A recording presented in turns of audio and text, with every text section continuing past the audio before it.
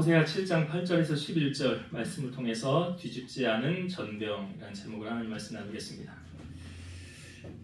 예배를 돕는 것은 참 귀한 일입니다. 특별히 우리 저번 주에 한 2번 정도 수국민 집사님하고 기도 전에 좀 대화를 좀 이렇게 나눈 적이 있었는데, 제가 그랬어요. 집사님한테, 집사님 예배 안 오면 저 많이 힘듭니다 그랬어요. 사실입니다. 예, 사실이니까. 그리고 난 거짓말을 못하거든. 은혜가 들대요. 예? 은혜가 들대요. 예. 은혜가 들대요. 근데 우리 집사님이 또 팩트를 날리더라고요. 자기가 예배 못 오면 자기가 잘못한 거래. 예, 팩트를 날리시더라고요. 그래서 그렇지. 뭐 이유 여하를 막론하고 사실은 예배의 자리에서 우리가 하나님을 예배하는 것, 그냥 예배를 하는 것도 아니고 우리 집사님 저 반주로 섬기는데 참 귀합니다. 정말 귀해요. 하나님이 참 귀하게 여기시고 큰 상급을 주시라 저는 그렇게 기대합니다. 그리고 집사님의 삶에 어떤 문제들이 이제 풀려지는, 우리가 오전에 말씀에 그 말씀 나눴잖아요. 내 문제는 어떻게 하면 풀려지느냐? 하나님 기쁘시게 하면 내 소원 이루어주신대잖아요. 그래서 기도의 응답도 풍성히 받으시고 간증도 풍성히 넘치게 되기를 기도하고 있습니다.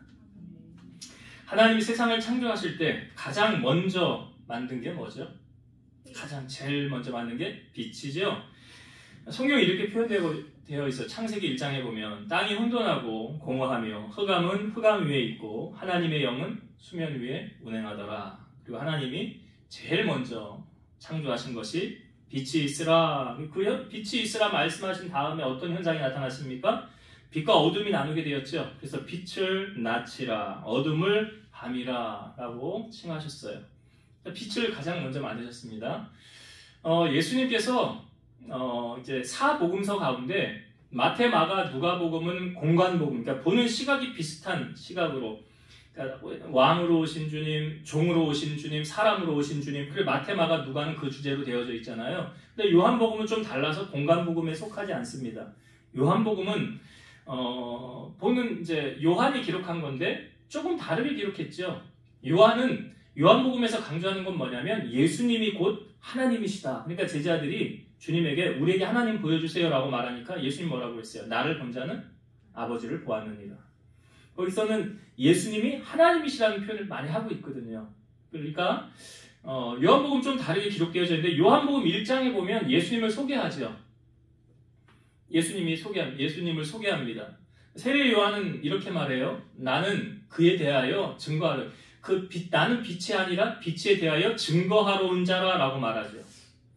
그래서 참 빛고 세상에 비추는 빛이 있었다. 빛이 어둠에 빛이 돼 어둠이 깨닫지 못하였더라. 그러니까 예수님이 빛으로 세상에 오셨어요. 메시아로 세상에 오셨어요. 근데 사람들은 잘 몰랐다라는 거죠. 요한복음 8장 12절 보면 예수께서 또 말씀하여 이르시되 나는 세상의 빛이니 나를 따르는 자는 어둠에 다니지 아니하고 생명의 빛을 얻으리라. 예수님이 빛인 것뿐만 아니라 예수님이 우리를 세상에 보내실 때도 산성수훈에 보면 너희는 세상의 빛이라 그랬어요. 또한 세상의 소금이라. 너희 빛이 사람들 앞에 비치게 하여 너희의 착한 행실을 통해서 하늘에 계신 아버지께 영광을 돌리게 하라 라고 말씀하셨습니다. 그러니까 예수님은 빛이시고 그 예수님을 영접한, 이 빛이 우리 안에 있으면 우리도 또한 빛이죠. 근데 우리가 예수님을 믿기 전에는 우리의 신분이 본질상 진노의 자녀이었을 뿐만 아니라 어둠이었대요. 에베소서 5장 8절과 9절.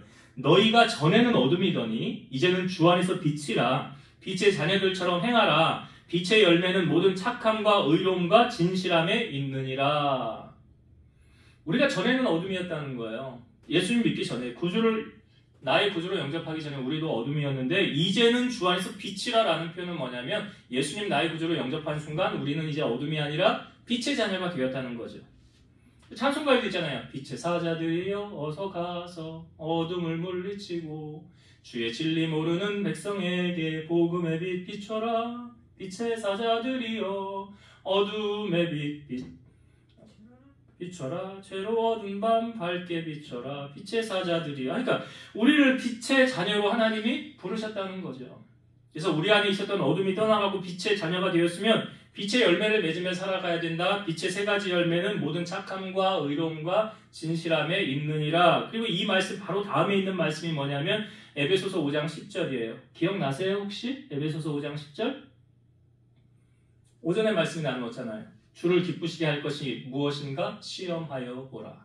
이게 에베소서 5장 10절이라고요. 빛의 열매 바로 다음에 소개하는 것이 바로 이 말씀이라고요. 그러니까 우리가 주를 기쁘시게 하면 주님이 우리의 소원 이루어 주신다라는 약속의 말씀을 하는 거죠. 로마서 말씀에는 보면 어둠의 일을 벗고 빛의 갑옷을 입자. 낮에와 같이 단정히 행하고 방탕하거나 술 취하지 말며 음란하거나 호색하지 말고 주 예수 그리스도로 옷 입고 정욕을 위하여 육신의 일을 도모하지 말라. 예수님으로 옷 입어라. 우리가 저번 주 나누었던 말씀이잖아요. 한 주간 묵상했던 말씀에 나누었던 말씀 아닙니까? 그리스도로 옷 입고 정욕을 위하여 육신의 일을 도모하지 말라. 이게 한 주간 묵상할 말씀이었어요. 그러니까 구원받은 하나님의 자녀는 빛의 자녀가 되는 거예요. 반대로 말하면 구원을 받지 못한 사람은요, 어둠 속에 거하는 거예요. 세상 사람들은. 이걸 어둠의 자녀라, 구원받지 못한 자녀라 라고 고린도후서 6장 14에서 16절. 너희는 믿지 않는 자와 멍에를 함께 매지 말라. 의와 불법이 어찌 함께하며 빛과 어둠이 어찌 사귀며 그리스도와 벨리알이 어찌 조화되며 믿는 자와 믿지 않는 자가 어찌 상관하며 하나님의 성전과 우상이 어찌 일치가 되리요. 우리는 살아계신 하나님의 성전이라. 이와 같이 하나님께서 이르시되 내가 그들 가운데 거하며 두루 명하여 나는 그들의 하나님이 되고 그들은 나의 백성이 되리라. 하나님의 자녀가 빛과 어둠에 같이 공존할 수 없다는 거예요. 믿는 자는 믿지 않는 자와 멍에를 매지 말라. 예수님은 우리에게 이렇게 말씀하셨어요. 나의 멍에를 메고 내게 배우라. 그랬죠. 우린 주님의 멍에를 맨 사람들이에요. 그러니까 주님과 멍에를 같이 했다는 것은 주님이 우리의 수고와 짐을 대신 짊어져 주신다는 거 아닙니까? 근데 우리의 멍에를 믿지 않는 자와 함께 매지 말라라고 말하고 있어요. 왜 그런지 아세요? 왜 믿지 않는 자와 멍에를 매지 말라고 하였느냐? 우리의 마음을 하나님에게서 떠나게 만들기 때문에 그렇습니다. 복된 자와 동행하면요, 그 복이 우리에게도 임합니다. 소돔성에 거하였던 롯이 그 죄악으로 인하여 하나님이 심판하셨잖아요. 근데 롯 살았죠. 그렇죠. 그 성을 엎으실 때에 롯을 거기서 건졌어요. 근데 롯이 왜 살게 되었습니까? 성경이 뭐라고 기록되어 있습니까? 하나님이 아브라함을 생각하사 롯을 그 엎으시는 중에서 내보내셨더라. 그러니까 롯은 누구 때문에 산 거예요? 아브라함 때문에 산 거예요. 근데 롯은 그거 알려나 몰라요. 아브라함 때문에 산 거거든요. 그러니까 믿는 자가 복된 자하고 동행하면 그 복이 나에게도 임하는 거예요. 근데 악한 자와 동행하면요, 그 악한 자가 저주를 받을 때 나도 같이 저주 받는 거예요. 우리 결혼은 일륜지 대사라고 해서 결혼할 때 특별히 자매들은 결혼을 위해서 기도 많이 해야 됩니다. 결혼을 잘해야 돼요. 그러니까 믿지 않는 집에 시집을 가면 나는 사명감이 있어. 이 집안을 내가 다 구원하기 위해서 내가 그 집안의 선교사로 가는 거야. 그 집안 다 구원해야 되기 때문에 내가 이 집에 시집을 가는 거야. 말은 그럴싸해요. 근데 그에게 닥칠 고난과 환난은 생각은 안 해봤겠죠. 그 믿지 않는 집안에 들어가서 그들을 구원하기 위해서는 얼마나 피눈물을 흘려야 될까요? 그냥 쉽게 구원이 됩니까? 그러니까 사명감이 없으면 사실 그것도 안 되는 거죠. 이스라엘 백성들이 광야 생활할 때 시딤이라는 지역에서 모압 여인들이 이스라엘 남자들 초청해가지고 성적 타락 빠지게 하지 않았습니까? 그리고 난 다음에 나타난 현상이 뭐였어요? 우상을 섬길 때 이스라엘 남자를 불러와서 같이 섬기게 했잖아요. 같이 우상의 짐을 먹게 했잖아요. 그러면서 하나님이 진노하셔서 연병으로 24,000명 죽었죠. 그 연병을 멈추게 한 사람이 바로 비느하스 아니었습니까? 창을 들고 가서 두 남녀를 찔러서 죽였잖아요. 하나님이 그와 영원한 평화의 언약을 맺지 않았습니까? 솔로몬도 후궁들이 아내가 1000명이었다고 그러잖아요. 근데 그 이방의 여인들을 맞아 들일 때 그들이 그냥 들어온 것이 아니라 뭘 갖고 들어왔어요? 우상을 가지고 들어왔잖아요. 그리고 그 결과로 어떻게 되었습니까? 솔로몬의 마음을 하나님에게서 돌이키게 만든 게 누구예요? 그 이방 여인들. 이건요, 이스라엘의 큰 교훈이 되어서 느헤미야가 성벽을 완공하고 느헤미야 13장 마지막 장에 느헤미야가 개혁을 하거든요. 성전 정화를 하고 제사장들이 하나님의 일을 잘 할 수 있도록 서포터를 하고 하나님 나라를 바로잡는 것, 교회를 바로 세우는 이런 개혁을 해요. 느헤미야가. 그리고 난 다음에 마지막으로 이스라엘 백성들을 향하여서 이렇게 말합니다. 옛적에 이스라엘 왕 솔로몬이 이 일로 범죄하지 아니하였느냐. 그는 많은 나라 중에 비길 왕이 없이 하나님의 사랑을 입은 자라. 하나님이 그를 왕으로 삼아 온 이스라엘을 다스리게 하였으나 이방 여인이 그를 범죄하게 하였나니 너희가 이방 여인을 아내로 맞아 이 모든 큰 악을 행하여 우리 하나님께 범죄하는 것은 우리가 어찌 용납하겠느냐. 너희는 너희 딸들을 그들의 아들에게 주지 말고 너희 아들이나 너희를 위하여 그들의 딸을 데려오지 아니하겠다고 하나님을 가리켜 맹세하라. 이게 개혁이었어요. 뭔 말입니까? 이방 사람들과 같이 결혼하지 말아라. 이 말이잖아요. 그 이유가 뭐예요? 왜 그런 거? 누구를 예로 들었어요? 솔로몬. 솔로몬을 예로 들었잖아요. 하나님께서 처음 이 땅을 심판한 게 물심판이죠.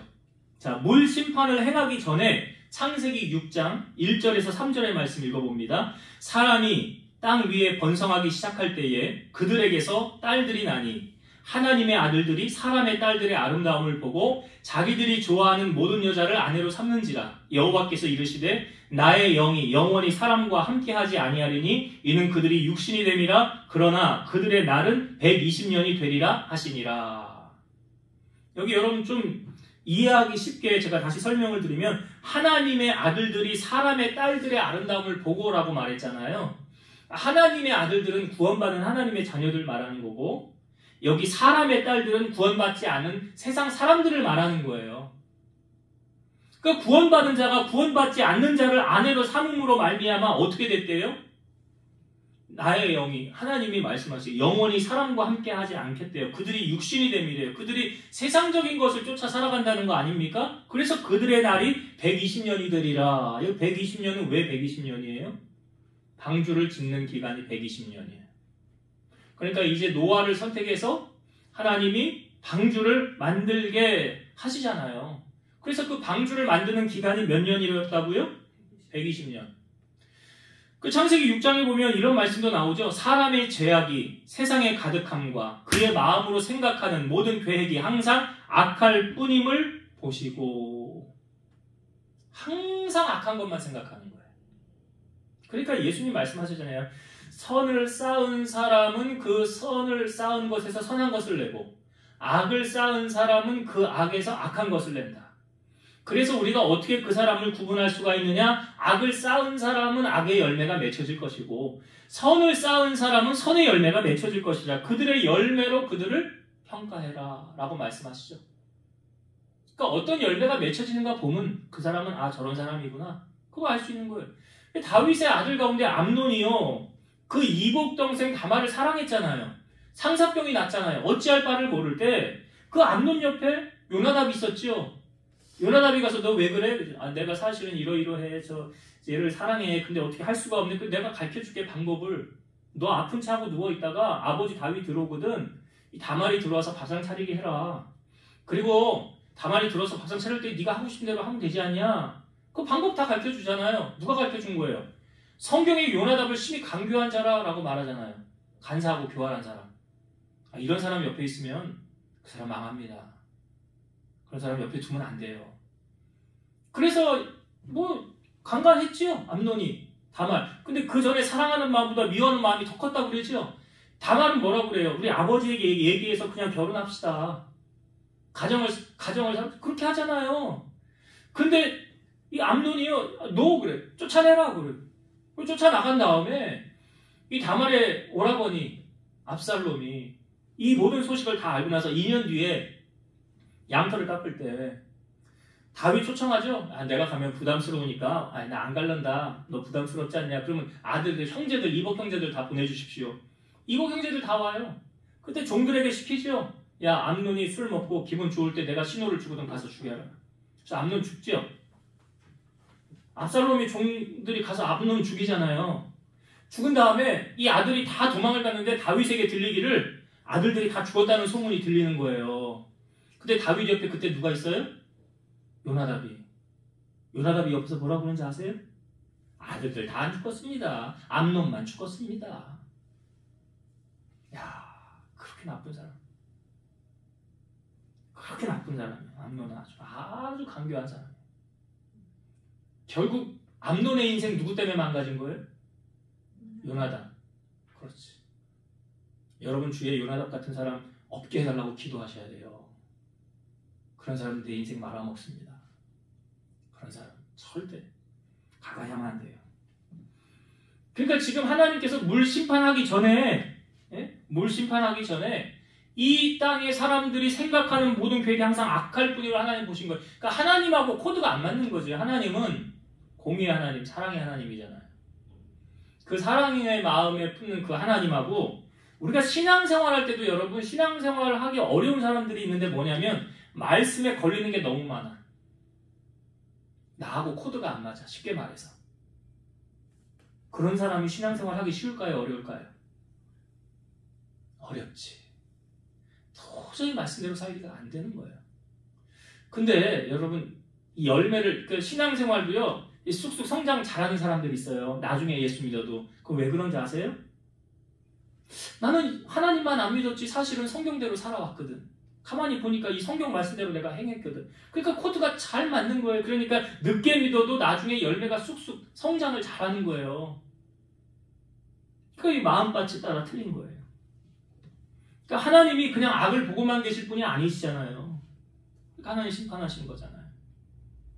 오늘 우리가 읽은 본문에도 보니까 하나님께서 이스라엘 백성들을 향하여 오늘 뭐라고 말씀하시냐면 이 8절에 보니까 이렇게 표현하고 있죠. 자, 8절을 제가 다시 한번 볼게요. 8절.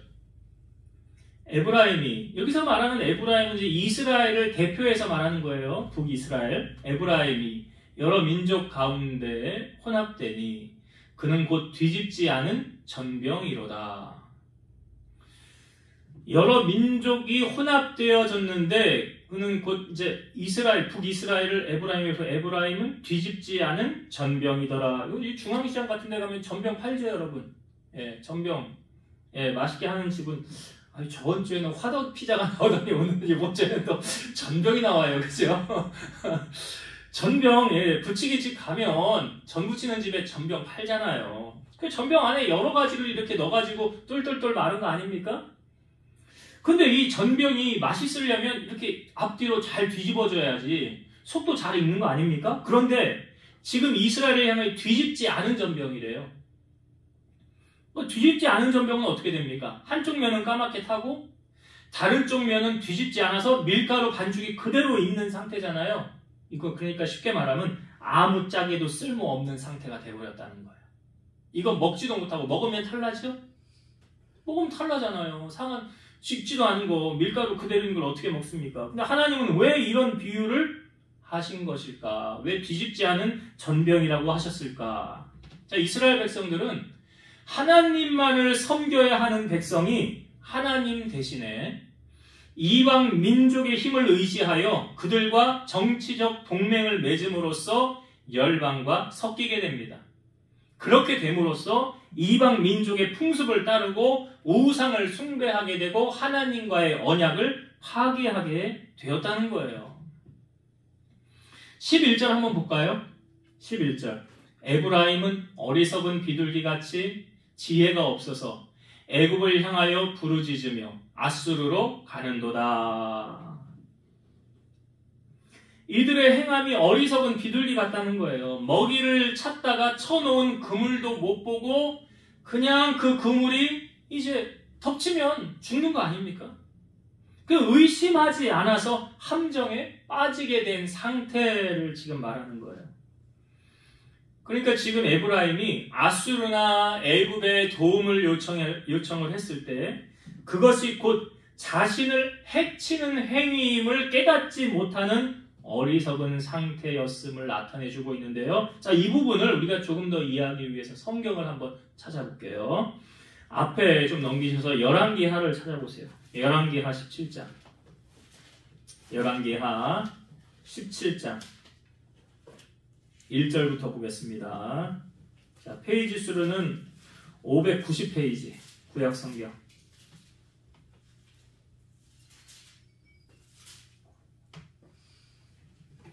열왕기하 17장 자 1절부터 제가 읽어볼게요.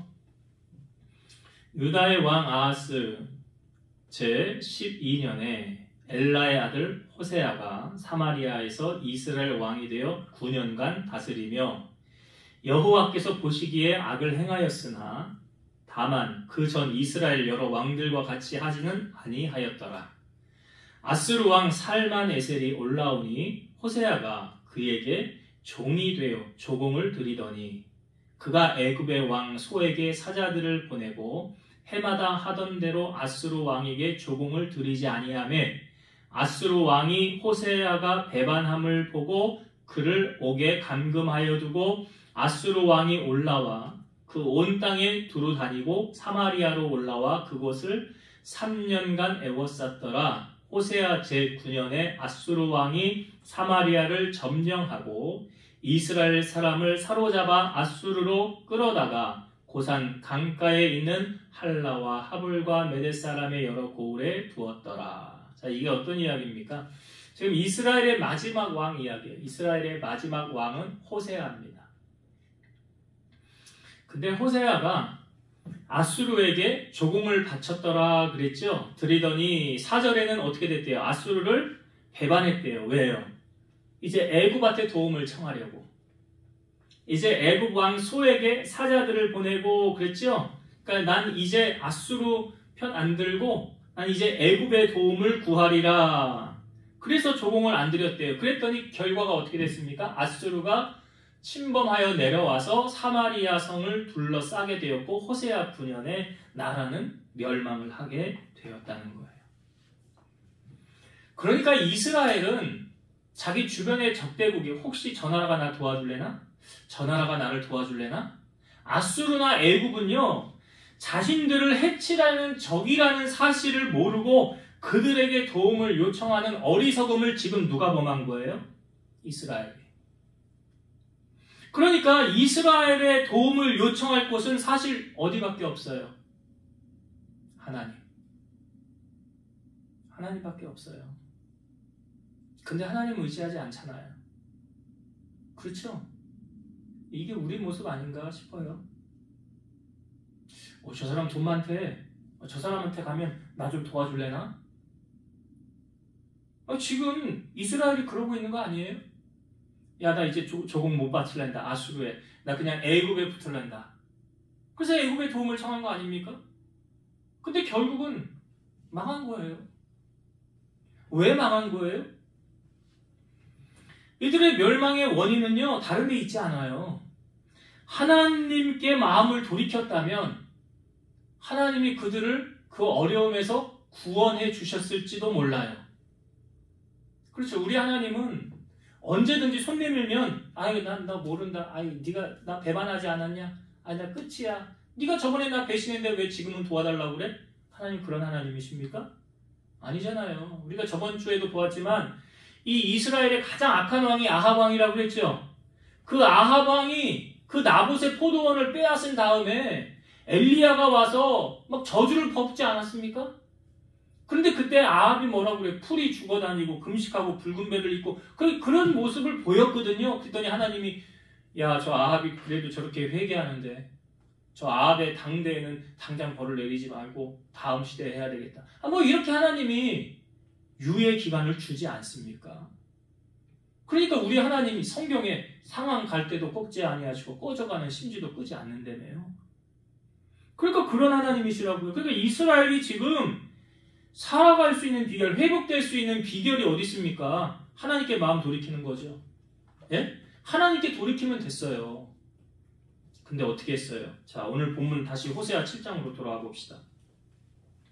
호세아 7장 9절.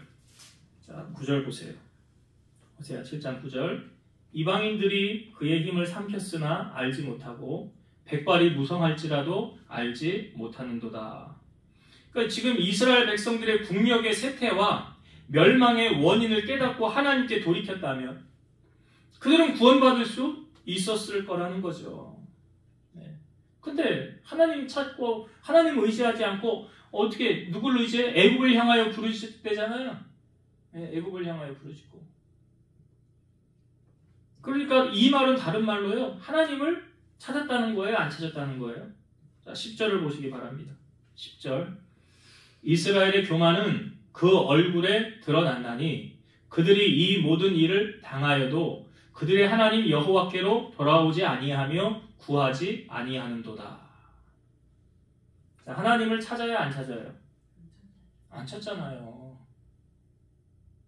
여러분, 하나님을 찾지 않는다는 것은요, 난 하나님 없어도 돼 이거죠. 네. 그 다른 말로 뭐예요? 교만이에요. 내 주먹을 믿어라. 내 돈을 믿어라. 성경은 멸망의 원인을 어디에 두고 있는지 아십니까? 10절 앞부분에 나와 있는 게 이게 답이에요.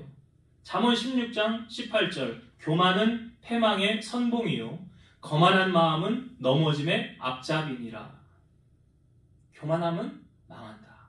이게 성경이 알려주는 진리예요. 그럼 하나님 찾지 않는 건 교만한 거예요? 교만하지 않는 거예요? 여러분들이 일주일을 살아가면서 하나님 없이도 뭐 잘 굴러가네, 잘 돌아가네, 하나님 없어도 되겠네, 이것 자체가 바로 뭐예요? 교만이라고요. 하나님과 기도하지 않는 거 죄라고 그랬잖아요. 사무엘 선지자가 말했잖아요. 사사가. 기도하지 않는 건 죄거든요. 신명기 8장 19절. 네가 만일 네 하나님 여호와를 잊어버리고 다른 신들을 따라 그들을 섬기며 그들에게 절하면 내가 너에게 증거하노니 너희가 반드시 멸망할 것이라. 지금 멸망했잖아요. 이스라엘. 아까 봤죠? 열왕기 하에. 멸망했잖아요. 아수르가 둘러와서 성을 3년에 6년 동안 둘러싼 거 아닙니까? 그럼 뭐 거기서 할 게 뭐가 있어요? 다 망한 거죠. 한 나라의 흥망성쇠도 여러분 하나님의 손 안에 있는데 하물며 우리 한 사람 목숨쯤이야 뭐 말할 것도 없지 않습니까? 이 교만과 반대되는 개념이 뭐죠? 겸손이죠. 이것을 같이 소개하는 성경 구절이죠. 잠언 18장 12절. 사람의 마음의 교만은 멸망의 선봉이요 겸손은 존귀의 길잡이니라. 교만하면 망하는데요, 겸손하면 높이십니다. 겸손하면 하나님이 높이신대요. 존귀의 길잡이래잖아요. 그러니까 하나님 멀리하면 망합니다. 이 하나님 멀리한다는 건요, 그냥 이렇게 좀 적용하면 이거 좀 맞지 않을까? 교회를 멀리한다. 교회는 하나님의 집이니까. 교회를 멀리하면 망합니다. 왜요? 이게 하나님 멀리하는 거니까. 그럼 하나님 멀리하는 거는 교만한 거거든요. 그러니까 사실은 보세요. 마음 있는 곳에 뭐가 간대요? 몸도 간대잖아요. 그렇죠? 하나님께 마음이 있으면 교회 오죠. 하나님께 마음이 있는데 교회를 안 갑니까?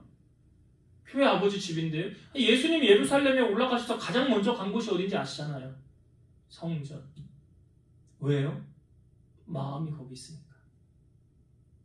우리 마음은 어디 있습니까? 10명의 나병 환자가 예수님이 제사장에 가서 너희 몸을 보이라 했는데 다 고침을 받았잖아요. 근데 예수님 앞에 온 사람은 몇 명이에요? 한 사람밖에 없어요. 그건 마음이 주님 앞에 가 있는 사람이 한 사람밖에 없었다는 거예요. 다른 사람 9명은 자기 문제 해결받으니까 다 세상으로 갔다는 거예요. 우리가 하나님 멀리하면 망합니다. 그걸 오늘 지금 말해주고 있는 거예요.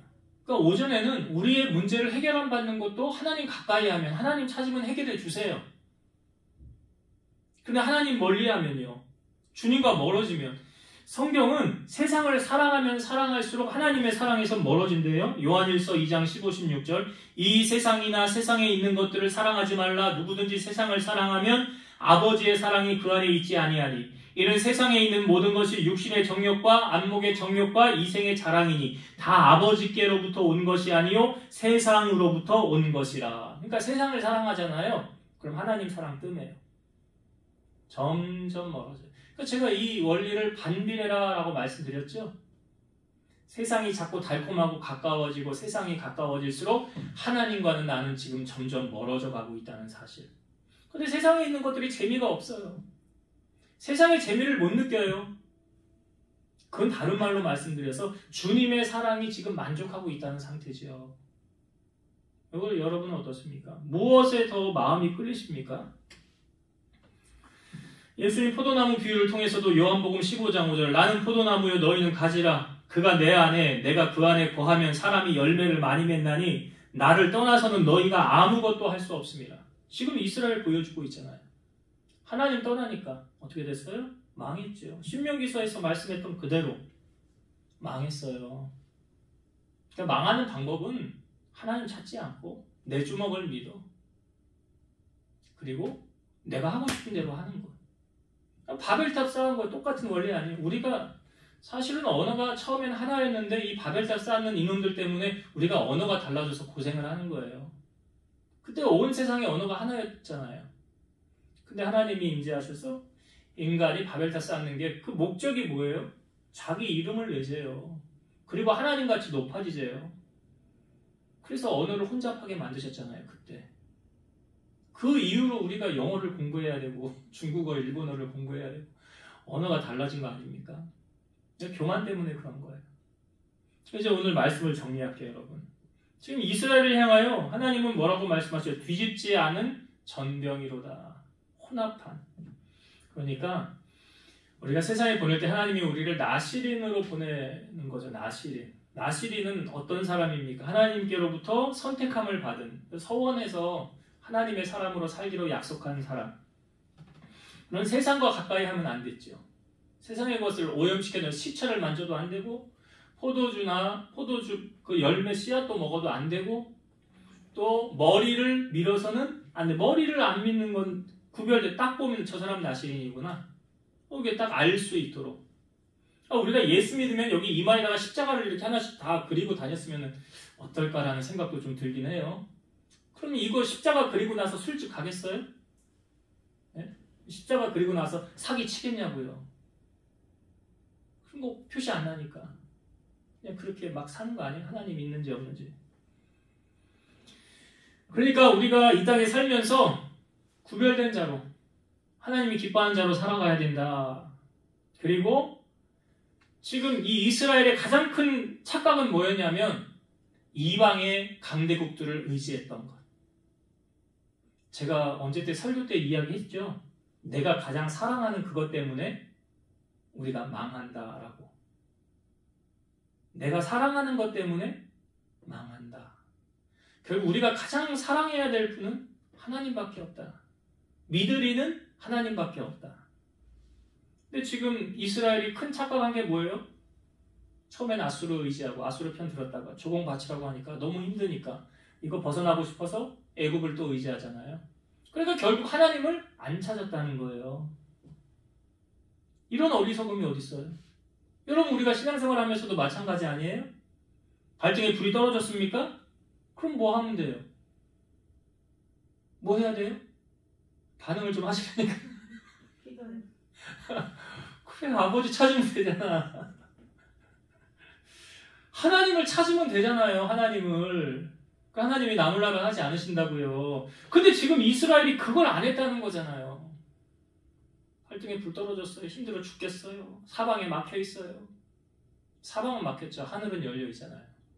그럼 하나님 앞에 도움을 구하면 하나님 도와주실 거 아니에요. 근데 하나님 앞에 도움은 안 구하고 이 사람 찾아다니고 저 사람 찾아다니고 누가 날 좀 도와줄래나. 제가 그 이야기 자주 하죠. 우리가 하나님만을 의지하면 하나님이 사람을 붙여서 내 일을 돕게 하시지만 내가 사람들을 찾아다니고 도와달라고 하면 하나님이 사람 다 끊는다고. 네? 하나님 그렇게 하신다고요. 그걸 잊으시면 안 돼요. 지금 이스라엘이 지금 그런 거예요. 그래서 결국 보세요. 하나님을 찾지 않는 것 자체가 뭐냐? 교만이라는 거죠. 하나님은 그렇게 보시는 거예요. 하나님은 우리가 친밀하길 원하시는데 나와 교제하길 원하시는데 하나님을 안 찾아. 다른 말로 말하면 뭔지 아세요? 내 주먹을 믿지 뭐. 하나님 없어도 돼. 그게 뭐예요? 교만이에요. 그럼 어떻게 돼요? 결론은 망한대잖아요. 교만은 패망의 선봉이 되잖아요. 망하는 거예요. 그러나 겸손히 하나님을 찾으면 하나님 도움을 얻게 되고 하나님 높이신다는 사실. 오늘 우리는 이스라엘의 역사를 보면서 우리가 이런 전철을 밟으면 안 되잖아요. 지금 다 보여주고 있는데 야 이스라엘 이렇게 해가지고 망했어. 너 어떻게 할래? 지금 문제를 주고 답까지 다 알려주는 거예요. 그런 거 아니에요? 지금 하나님이? 야, 이스라엘이 이렇게 해서 망했거든?